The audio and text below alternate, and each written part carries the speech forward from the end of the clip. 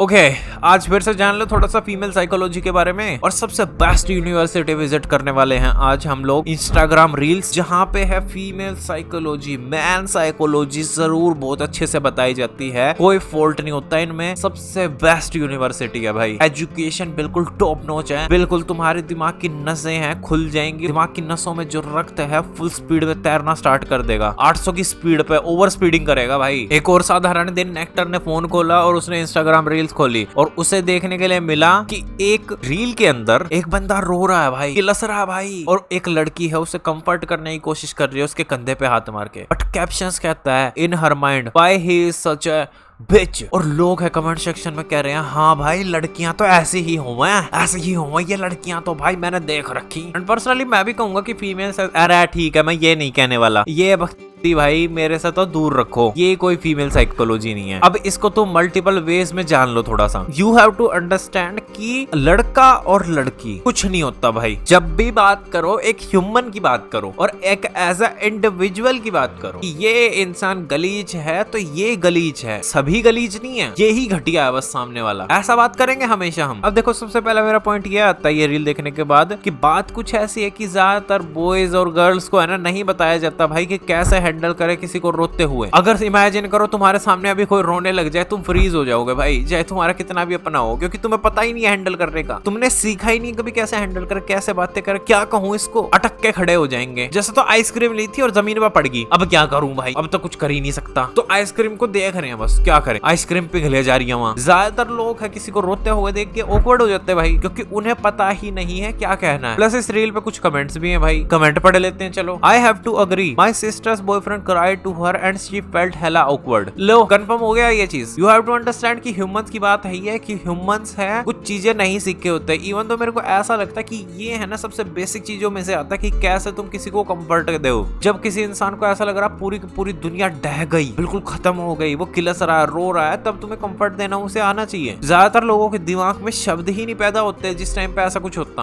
और ऐसा होने का भी एक कारण है भाई, वो बोल नहीं पाते कुछ। एक तो सीखी नहीं होती चीजें कि भाई कैसे किसी को है सहानुभूति दें, पता ही नहीं है, गुस्सा ही पता है, लड़ाई ही पता है, उल्टा बोलना ही पता है, लेकिन सहानुभूति नाम की चीज तो एग्जिस्ट ही नहीं करती भाई उनके दिमाग में। प्लस सेकंड रीजन ये आता है कि ज्यादातर लोगों को परवाही नहीं है भाई, इंटरनेट पे डूम स्क्रॉलिंग कर करके दिमाग उनका फ्राई हो चुका, वो खुद के बारे में नहीं सोचते, तुम्हारे बारे में क्या सोचेंगे भाई, सिंपल है। And back to the topic, हम ये सोच के चलेंगे कि जो हमें ये वीडियो देखने के लिए मिली है, अभी रील मैंने तुम्हें दिखाई है, उसके अंदर वो उसकी गर्लफ्रेंड है, तो क्या किसी के सामने रोना है गलत है, ये इस तरीके से दिखाई गई है। अब देखो इसके पीछे का कॉन्टेक्स्ट जरूर मैटर करता है कि सामने वाला इंसान किस बात पे रो रहा, क्या वो जेन्युइन है या वो रोता ही रहता। अगर किसी का हर दिन का रोना है छोटी बात पे, अगर मान ले उसकी चलते चलते सॉफ्टी गिर गई और वो ऐसे रो रहा भाई, तो लगेगा ही ना वो अजीब, बार बार हर बात पे रोएगा तो अजीब लगेगा भाई इंसान। नॉर्मल इंसान क्योंकि नहीं रोते, अगर तुम्हें कोई मेंटल डिसऑर्डर है तब समझ सकते हैं हम, लेकिन हर कदम पे तुम रो रहे हो तो फायदा नहीं है भाई, कोई हर कदम पे रोना अच्छी बात नहीं होती वैसे भी। और क्या लड़कियां हैं ऐसे चिढ़ जाती हैं जब कोई रोता है, क्या वो बात करना नहीं पसंद करती, बीच समझ लेती है उसे। अब जो भी इस पोस्ट पे बिलीव करता ना, मैं सच्ची में ये चीज मानता हूँ कि उसकी IQ है ना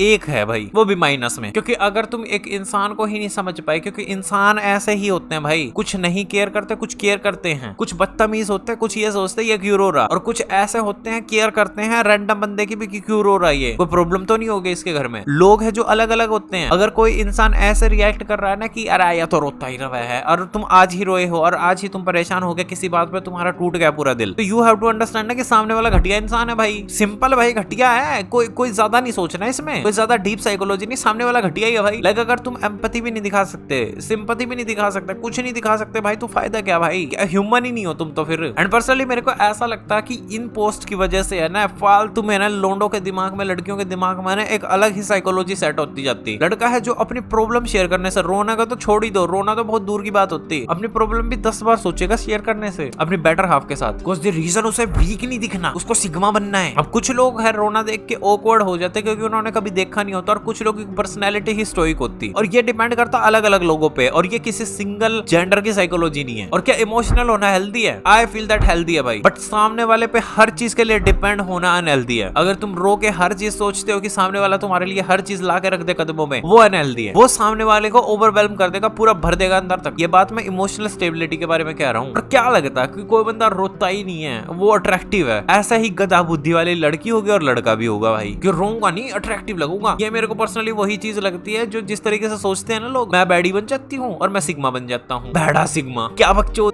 भाई। ये जीवन है, एक इंसान के तरीके से जी लो नॉर्मल। कोई दर्द होता उसमें, गैस होने लगती, पेट खराब हो जाता क्या जब नॉर्मल इंसान बनते हैं हम? मैं सोच रहा हूँ ये चीजें। ये रील देखने के बाद ज्यादातर लोंडे हैं जो अज्यूम करके चलेंगे कि ये क्या सोच रही होगी, ये क्या मेरे बारे में है, ऐसे सोचेगी मैं लूंगा तो ये मेरे को वीक समझेगी, मैं नहीं लूंगा। लाइक लिटरली तुम साइकोलॉजी थोड़ी कर रहे हो, तुम तो माइंड रीडिंग कर रहे हो भाई। सामने वाला तो है ना यही समझेगा। ये तो माइंड रीडिंग हो, ये साइकोलॉजी थोड़ी ना है। ये तुमने कोई साइकोलॉजी की कैडी सी ट्रिक थोड़ी ढूंढ ली। और यू हैव टू अंडरस्टैंड कि इंस्टाग्राम रील्स या फिर गाने, शॉर्ट, जो भी कोई कंटेंट तुम देखते हो ना भाई, जो भी कंटेंट तुम कंज्यूम करते हो वो खेलता है इमोशंस पे ही। Sigma edits, baddie mindset, reality में ऐसा कोई एग्जिस्ट ही नहीं करता और करना भी नहीं चाहिए। जो रियल लाइफ में इंप्लीमेंट करने की कोशिश करता चूत लगता है भाई, साफ पता चलता है। और देखो लास्ट बात कुछ ऐसी है कि भाई एक बात बताओ, रिलेशनशिप है ही क्यों? अगर मान लो मेरी कोई गर्लफ्रेंड है, कोई मेरी जान है, मैं उसके साथ क्यों शेयर ना करूं अपनी बातें? रीजन एक दे दो मेरे को कि उसको मैं अनअट्रैक्टिव लगूंगा। अगर उसको अनअट्रैक्टिव लगूंगा ना मैं इन बातों पे, पर मेरी तो जिंदगी ही ये है, अभी मेरी जिंदगी का फेस ही ये है, मेरे पास प्रॉब्लम्स है, मैं क्या करूं? शेयर ना करूं तो फिर रिलेशनशिप का क्या फायदा? बस मेरे को इतना बता दे कोई, यानी उस एरिया में, यानी अपनी गर्लफ्रेंड के साथ में जिससे प्यार करता मैं कोई इमोशन शेयर ही ना करूं, फिर हम दोनों साथ में क्यों हैं? ताकि मैं बस म्यूटेला ना करूं, इसलिए हूं मैं उसके साथ में। जब कोई इमोशनली बात मैं कर ही नहीं सकता उसके साथ, कोई मैं इमोशनली इन्वेस्ट ही नहीं हो सकता, मैं उसका दर्द नहीं बांट सकता, वो मेरा दर्द नहीं बांट सकती, और हम एक दूसरे का दर्द नहीं समझ सकते, तो किस लिए हैं साथ में दो लोग? क्यों हैं? I don't understand. बस वो सेक्सुअल नीड्स के लिए हैं क्या? या फिर जीवन में बस यही चीजें हैं, इससे ऊपर कुछ एग्जिस्ट ही नहीं करता क्या? मेरे को तो ऐसा लगता था इंटरनेट पे आने से पहले कि रिलेशनशिप कुछ ऐसा होता कि दो इंसान मिलते हैं, एक दूसरे से बातें करते हैं, दिल की बातें करते हैं, कुछ खूबियां बताते, कुछ अपनी खामियां बताते, कुछ जो आगे बढ़ना चाहते वो बताते, अपना पर्पस बताते, गोल बताते। कभी कभी दिल भर जाता था, रो लिए भाई बैठ के उनके साथ, उन्होंने सहानुभूति दे दी थोड़ी। और किससे ले सहानुभूति? किससे ले सिंपैथी? ये तो सिंपैथी ले रहा मेरे से, लेगा भाई। इंसान को जरूरत है भाई सिंपैथी की। और जिसकी नजरों में ऐसा रेस्पेक्ट चली जाती है, मेरे हिसाब से वो बंदा नहीं था कभी अच्छा। यूजुअली मैं ऐसे मानूंगा कि उसे है ना यही नहीं पता कैसे रिस्पॉन्ड करते चीजों पे, या बेवकूफ है वो बंदा बहुत। तो ये है ना रील्स के जरिए है ना human life,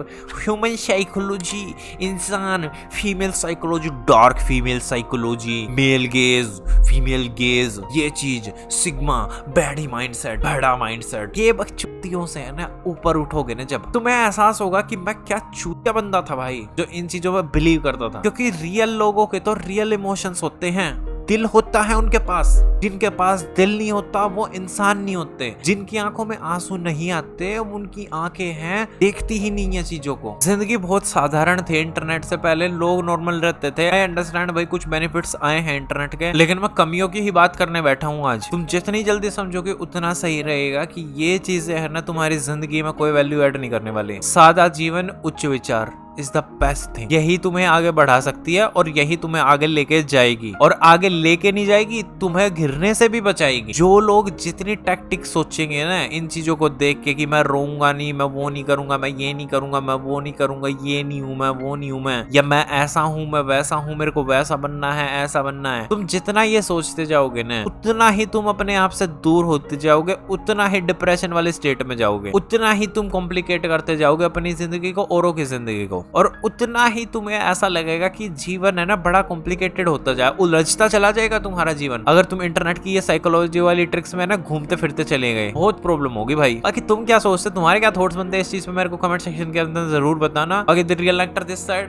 and I am signing off, bye bye.